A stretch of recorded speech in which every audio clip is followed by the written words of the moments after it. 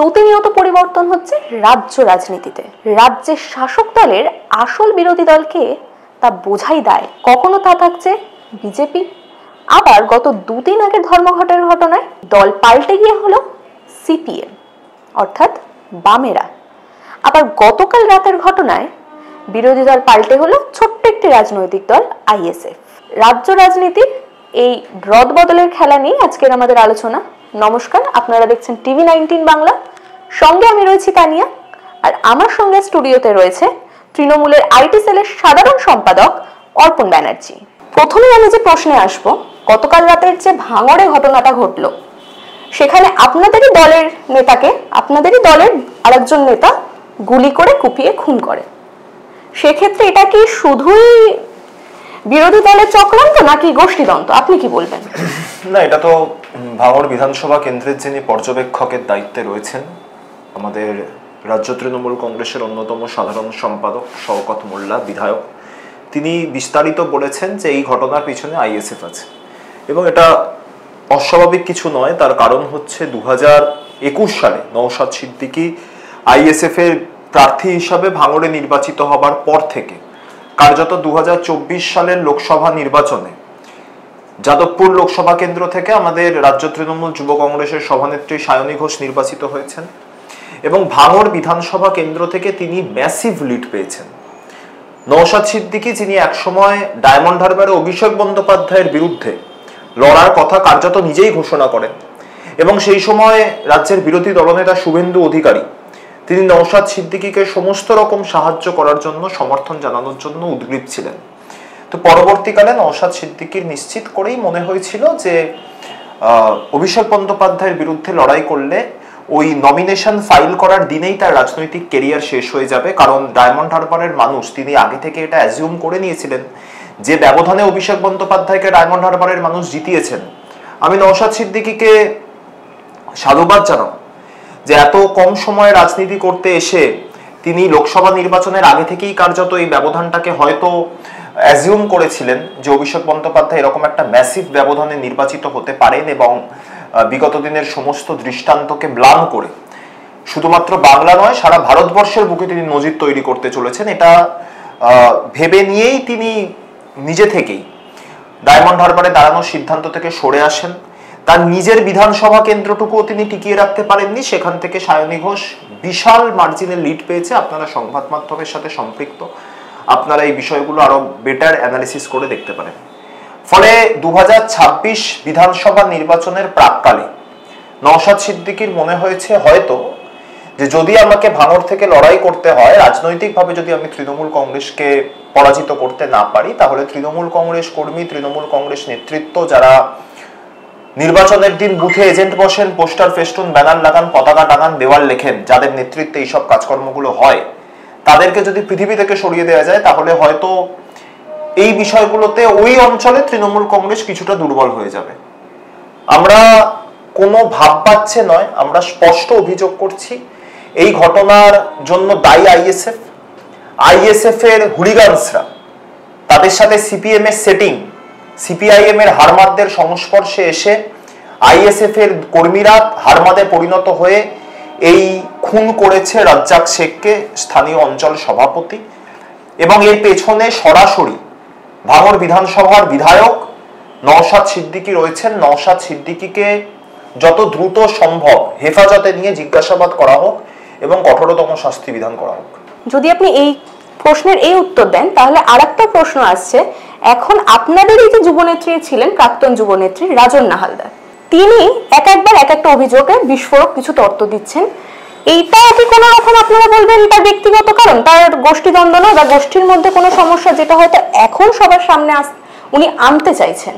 দেখুন, আমি প্রথমেই বলি, তৃণমূল কংগ্রেসে প্রাক্তন বলে কোনো নেত্রী নেই, একজনই নেত্রী বর্তমান এবং চিরন্তন, তিনি মমতা বন্দ্যোপাধ্যায়। দ্বিতীয়ত, রাজন্না হালদার যুবর সাথে কোনোদিনই সম্পৃক্ত নয়। রাজন্না হালদার তৃণমূল ছাত্র পরিষদের সাথে সম্পৃক্ত ছিল এবং এই বিষয়টাতে গোষ্ঠী তো আসেই না, কারণ রাজন্না যখন এই বক্তব্যগুলো তুলে ধরছে সংবাদ মাধ্যমের সামনে, সেই সময় রাজন্না হালদার দল থেকে নিলম্বিত, সাসপেন্ডেড। সে যদি দলে থাকাকালীন এই বক্তব্যগুলো তুলে ধরতো, যখন সে প্রেসিডেন্সির দায়িত্বে ছিল, যখন সে যাদবপুরের ইউনিটের সভানেত্রী ছিল, যখন সে 21শে জুলাইয়ের মঞ্চে বক্তব্য রেখেছিল 2023, যখন সে যাদবপুর ডায়মন্ড হারবার সাংগঠনিক জেলা তৃণমূল ছাত্র পরিষদের সহ সভানেত্রী ছিল, সেই সময় যদি সেই বক্তব্যগুলো তুলে ধরতো তাহলে নিশ্চিতভাবে সারবত্তা থাকতো, তখন আপনারা এই গোষ্ঠীর প্রশ্ন তুলতে পারতেন।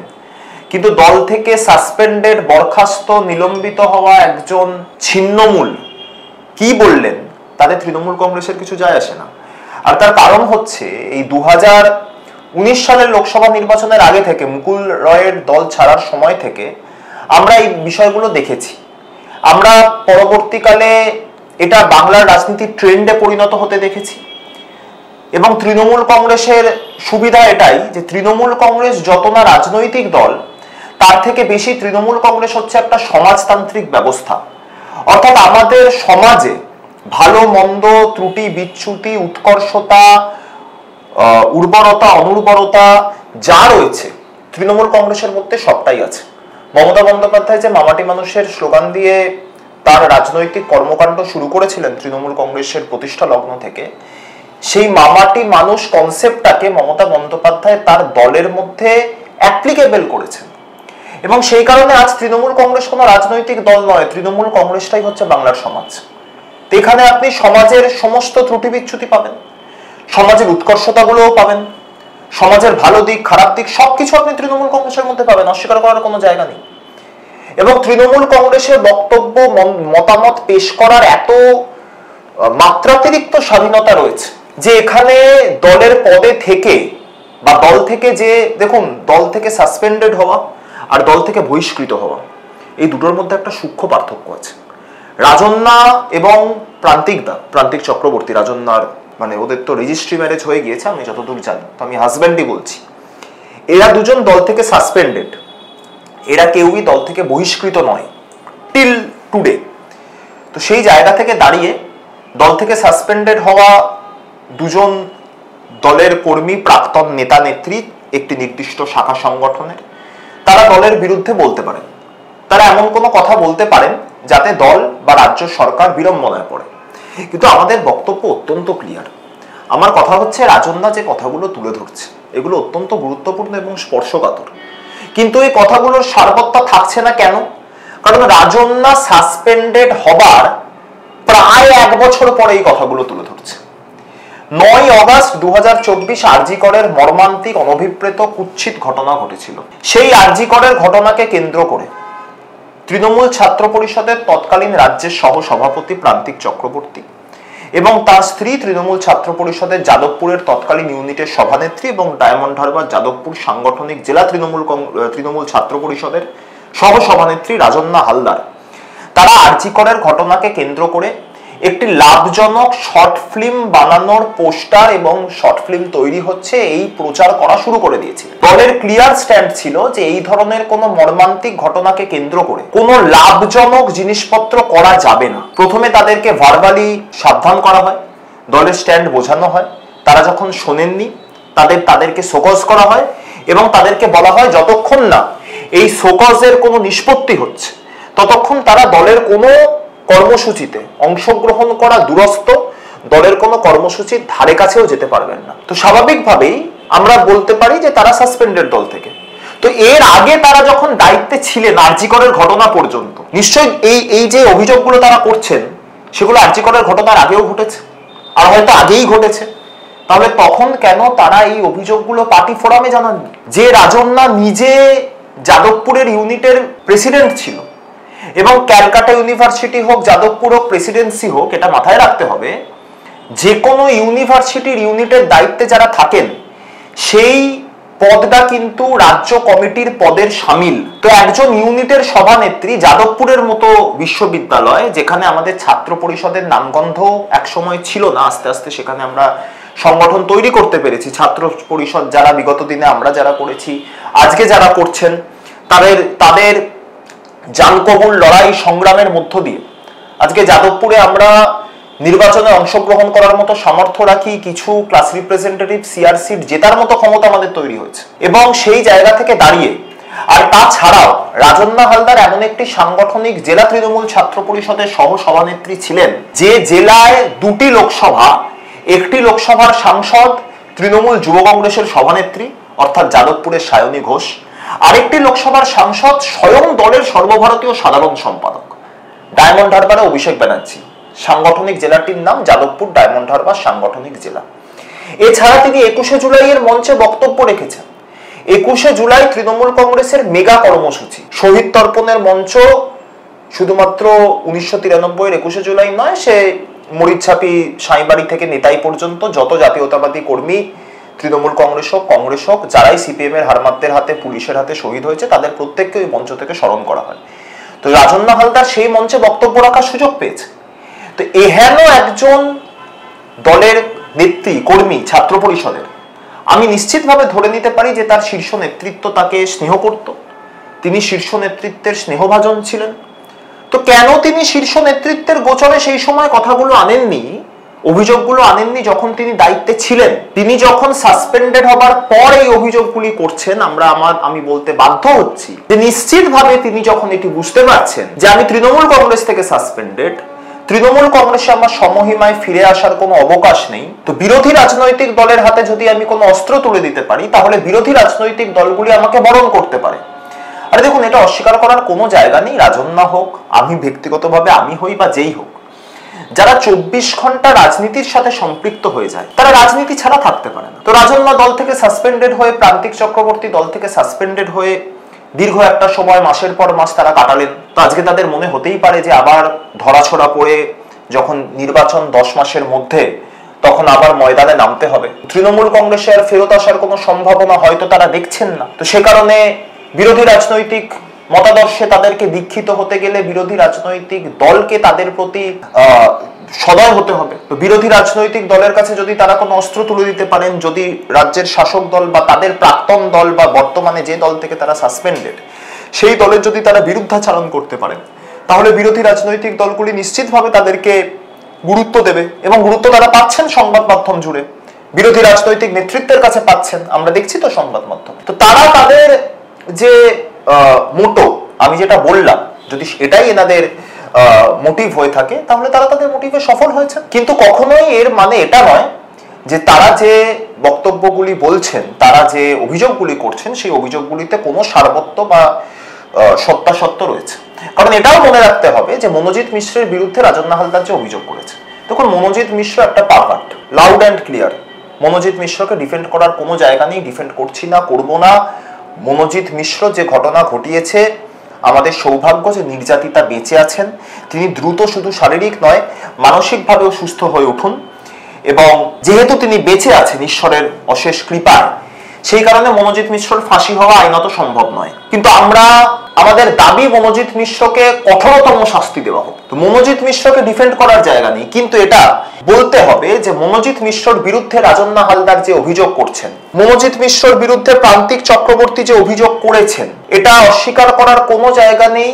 প্রান্তিক চক্রবর্তী একসময় তৃণমূল ছাত্র পরিষদের যে লিগাল সেল ছিল, তৃণমূল ছাত্র পরিষদের অন্তর্ভুক্ত লিগাল সেল, সেই লিগাল সেলের চিফ কোঅর্ডিনেটর ছিল প্রান্তিক চক্রবর্তী। আমি আপনার টিভি 19 বাংলার স্টুডিওতে আপনার ক্যামেরার সামনে বসে বলে যাচ্ছি, চ্যালেঞ্জ করে যাচ্ছি, প্রান্তিক চক্রবর্তী একটি প্রথম সারির বাংলা সংবাদ মাধ্যমকে টেলিফোনিক সাক্ষাৎকার দিয়ে জানিয়েছেন যে তিনি তৃণমূল ছাত্র পরিষদের লিগাল সেলের চিফ কোঅর্ডিনেটর ছিলেন না। আমি দায়িত্ব সহকারে বলছি, প্রান্তিক চক্রবর্তী তৃণমূল ছাত্র পরিষদের লিগাল সেলের চিফ কোঅর্ডিনেটর ছিলেন। আমি ব্যক্তিগতভাবে তখন আমার হাওড়া জেলা তৃণমূল ছাত্র পরিষদের সাধারণ সম্পাদক ছিলাম। ফলে আমি জানি পরবর্তীকালে যদি পরিবর্তন হয়ে থাকে আমার জানা সম্ভব নয়। পরবর্তীকালে আমি যুবর দায়িত্ব পালন করেছি জেলাতে, বর্তমানে রাজ্যে আইটি সেলের দায়িত্ব পালন করছি। কিন্তু যে সময় আমি ছাত্র পরিষদের সাথে সম্পৃক্ত ছিলাম 2015-16 থেকে প্রায় 2022-23 সাল পর্যন্ত, আমি জানি এটা যে প্রান্তিক চক্রবর্তী এই 2021-22-23 এই ফেজটাতে তৃণমূল ছাত্র পরিষদের লিগাল সেলের চিফ কোঅর্ডিনেটর ছিলেন, এবং মনোজিৎ মিশ্রকে প্রমোট করার পেছনে প্রান্তিক চক্রবর্তীর অগ্রণী ভূমিকা রয়েছে। তো ফলে আজকে যদি তারা নিজেদেরকে ভিক্টিমাইজ প্রমাণিত করতে চান, তাহলে তারা তাদের ভিক্টিমাইজ প্রমাণিত করতে চাওয়াটার সারবত্তা তখনই থাকতো, আমি যেমনটা বললাম, যদি তারা যখন দায়িত্বে ছিলেন, যখন রাজন্না হালদার একাধিক দায়িত্ব সামলেছেন, একটি ইউনিভার্সিটিতে, একটি জেলায়, প্রান্তিক চক্রবর্তী যখন রাজ্যে মানে ছাত্র পরিষদের মূল সংগঠনের সহসভাপতি এবং একই সাথে লিগ্যাল সেলের দায়িত্ব সামলেছেন ছাত্র পরিষদের লিগ্যাল সেল, সেই সময় যদি তারা এই অভিযোগগুলো করতেন তাহলে সারবত্তা থাকতো। যখন সেই সময় করেননি, আজকে এই অভিযোগগুলোর কোনো ভিত্তি নেই। আপনি মনোজিৎ মিশ্রের যখন প্রসঙ্গ টানলেন তখন সেই সূত্রে আমিও বলতে পারি, এই যে এখন প্রতিটা কলেজে ইউনিয়ন রুম নিয়ে যে সমস্যা দেখা দিচ্ছে, কোথাও দেখা যাচ্ছে কোন স্টুডেন্ট সিনিয়র দাদার মাথা ম্যাসাজ করছে, আবার কোথাও ভাইরাল হচ্ছে কোনো ভিডিওতে যে কোন স্টুডেন্ট আবারও দাদার পিঠের ওপর চড়ে তার পিঠ ম্যাসাজ করছে। এইগুলো কি হচ্ছে? কিছুদিন আগে আরেকটা ভিডিও ভাইরাল হয়েছিল যেখানে কিছু স্টুডেন্টরা হাতে মদের বোতল নিয়ে পার্টি হবে না আপনাদের খেলা হবে গানে পার্টি করছে। এগুলোতে কি বলবেন? এগুলো তাহলে কারা করছে? ইউনিয়ন, তৃণমূলের ইউনিয়নের মধ্যেই সমস্যাগুলো দেখা দিচ্ছে। দেখুন, আমি খুব স্পষ্টত বলি যে এই বিষয়গুলোর সবচেয়ে ভালো উত্তর তৃণমূল ছাত্র পরিষদের নেতৃত্বরা দিতে পারবেন, কিন্তু আমি দলের পক্ষ থেকে এটুকু বলতে পারি, যেটুকু যা দেখছি এবং যেহেতু বিগত দিনে ছাত্র পরিষদ করেছি এবং আমার সৌভাগ্য হয়েছিল যে 2017 সালে যে ক্যালকাটা ইউনিভার্সিটিতে শেষবারের মতো ছাত্র নির্বাচন হয়, সেই নির্বাচনে অত্যন্ত সক্রিয়তার সাথে অংশগ্রহণ করার সুযোগ আমি পেয়েছিলাম। তো সেই নিরিখে আমি শুধু এটুকু বলতে পারি যে রাজ্যের বুকে হাজারখানেক কলেজ আছে, হাজারখানেক কলেজের 99% কলেজেই তৃণমূল ছাত্র পরিষদের ইউনিট রয়েছে। বিগত দিনে ইউনিয়ন ছিল, ইলেকশন হয়নি, এখন ইউনিট আছে। তো যদি সেখানে ওই হাজারখানেক কলেজের মধ্যে 10টা কলেজে যদি এই ধরনের ঘটনা ঘটে থাকে, নিশ্চিতভাবে সেটা পার্সেন্টেজে না আসলেও অত্যন্ত অনভিপ্রেত এবং কুৎসিত ঘটনা। কিন্তু একই সাথে এটাও প্রশ্ন করতে বাধ্য হচ্ছি যে মনোজিৎ মিশ্রার এই ঘটনা ঘটার পরেই এই ভিডিওগুলো সামনে আসছে কেন? এতদিন কেন এই ঘটনাগুলো সামনে আসেনি? আপনারা যারা সংবাদ মাধ্যমের সাথে সম্পৃক্ত কিংবা যেখান থেকে আপনারা ভিডিওগুলো পাচ্ছেন, যে সমস্ত বিরোধী রাজনৈতিক দলের ছাত্র সংগঠন এই ভিডিওগুলিকে সামনে নিয়ে আসছে, তারা ঘটনা ঘটার সময় কেন ভিডিওগুলিকে সামনে নিয়ে আসেননি? অর্থাৎ এর থেকে এটাও প্রমাণিত হয়, আমি আগেই বললাম ঘটনা অনভিপ্রেত, ঘটনা অত্যন্ত কুৎসিত এবং নিন্দনীয়, কিন্তু এর থেকে এটাও প্রমাণিত হয় যে সমস্ত বিরোধী রাজনৈতিক দলের ছাত্র সংগঠনগুলি আজ মনোজিৎ মিশ্র বা সাউথ ক্যালকাটা ল কলেজের ঘটনা ঘটার পরে এই বিষয়গুলিকে সামনে নিয়ে আসছে, তারা আসলে এই বিষয়ের কোনো আশু পরিবর্তন চায় না। তারা আসলে এটা চায় না যে এই বিষয়গুলোর, এই ধরনের ঘটনাগুলো চিরকালীন বন্ধ হয়ে যাক। তারা এগুলোকে জিয়ে রাখতে চায় এবং তারা চায় যে যখন এই ধরনের কোনো স্পর্শকাতর ঘটনা সামনে আসবে, সেই ঘটনার আবহে যখন রাজ্য রাজনীতি কার্যত উত্তাল হবে, সেই সময় আরো এই ধরনের ঘটনাকে সামনে নিয়ে এসে তারা তাদের রাজনৈতিক স্বার্থ চরিতার্থ করবেন। আমি বলছি, যারা তৃণমূল ছাত্র পরিষদের যাদের বিরুদ্ধে এই অভিযোগগুলো উঠছে,